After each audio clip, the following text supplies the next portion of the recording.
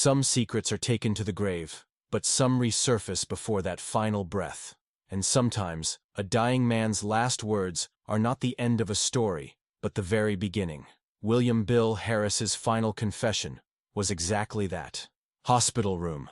Dim lighting casts long shadows as an elderly man, Bill Harris, struggles to breathe in his hospital bed.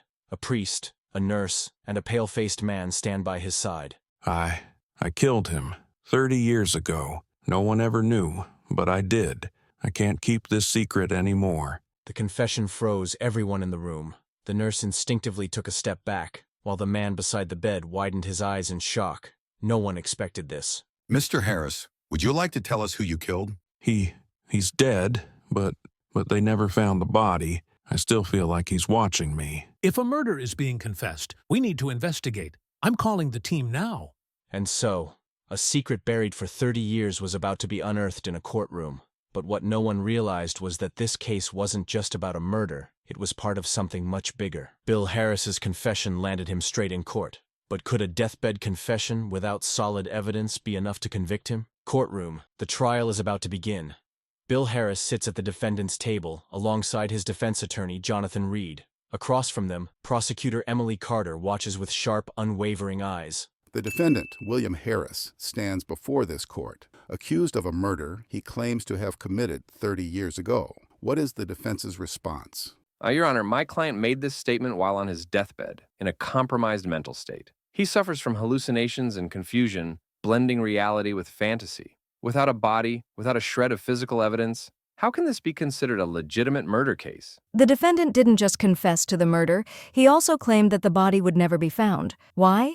Because he hid it? Because he remembers taking a life but conveniently forgets who the victim was? A murmur rippled through the courtroom. Was this a real crime?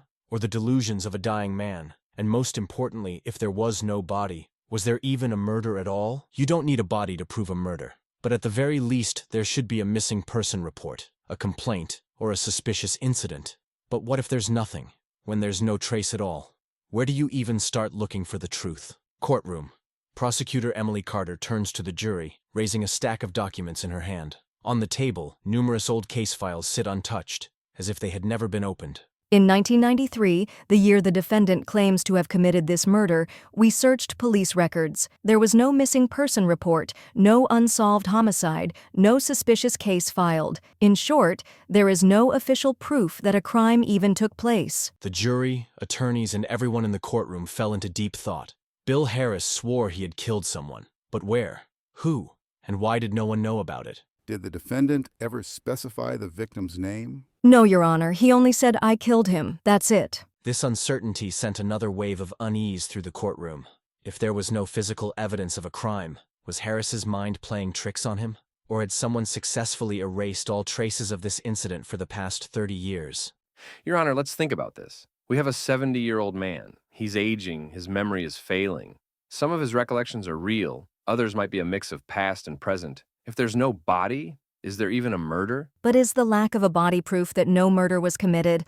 Or did someone manage to erase all evidence of it for 30 years? If Bill Harris is telling the truth, then where is the body? The question hung in the air. The jury exchanged glances. Many cases had been solved without a body ever being found. But this was different. The identity of the victim was unknown. Ms. Carter, do you have any tangible evidence to prove that Bill Harris is guilty? Or how are we to determine if this confession is merely a dying man's guilt or an actual crime? Your Honor, we have identified a missing persons case from 1993 that was never officially reported.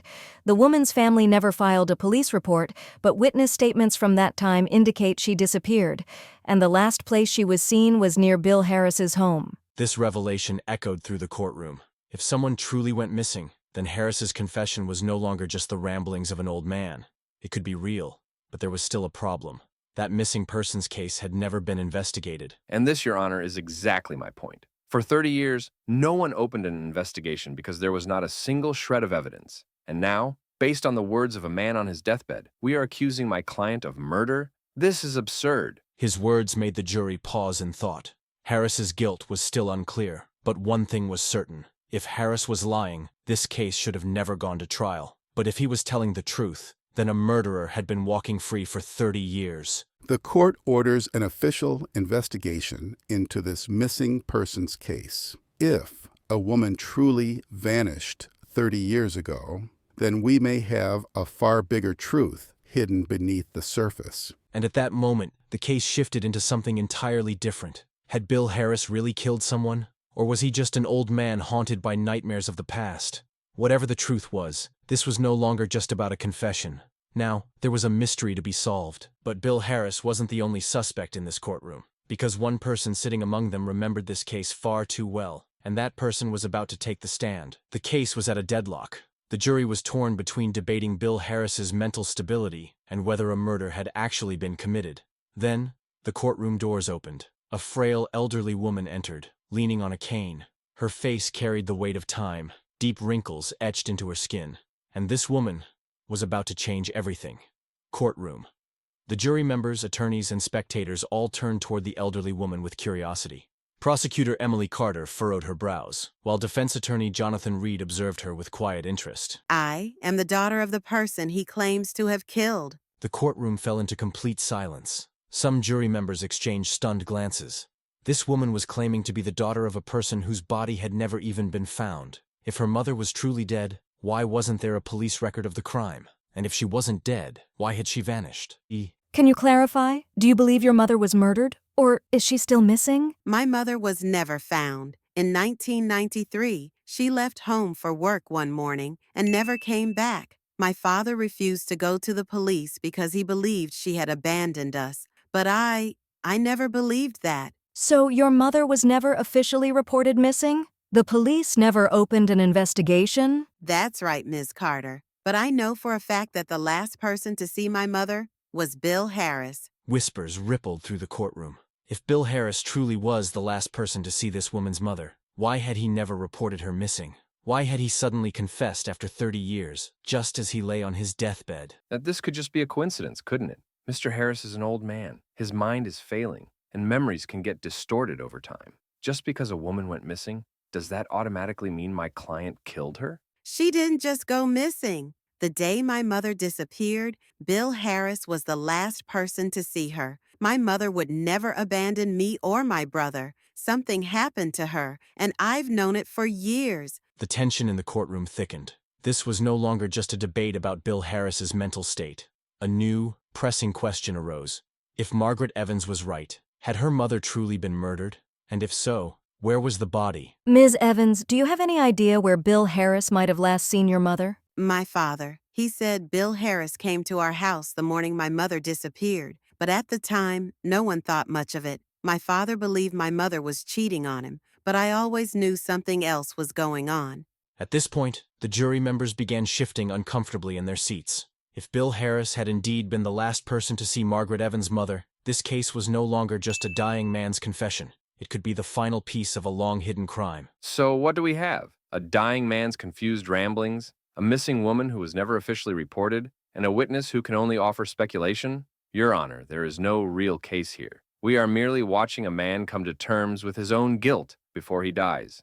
No real case? Mr. Reed, perhaps you haven't seen all the evidence yet. The court must hear this. The woman who went missing in 1993 was last seen at the workplace of none other than Bill Harris. A gasp rippled through the courtroom. If Margaret Evans' mother was last seen at Bill Harris's place of work, then this wasn't just a theory anymore. There was now a concrete link between the missing woman and the defendant. I don't know what happened to my mother, but I know one thing. If Bill Harris says she's dead, then she probably is. And maybe, just maybe, we finally know who she was. Her words echoed throughout the courtroom. If Margaret Evans was right, then Bill Harris wasn't just someone haunted by past nightmares. He had actually killed someone. And perhaps there was another person in that courtroom who knew more than they were admitting. But the biggest shock was yet to come, because the last name Bill Harris remembered pointed directly at someone sitting inside the courtroom. And in that moment, the courtroom froze. The weight of realization sank in, because the real victim of the crime might not be alive, but the defendant knew exactly who they were. Mr. Harris, you claimed to have killed someone, yet you can't seem to recall who. If I were to give you a name, would it spark your memory? Who? Jonathan Reed. And just like that, silence consumed the courtroom. Because Jonathan Reed was not just Bill Harris's attorney. He was the only known survivor of this case.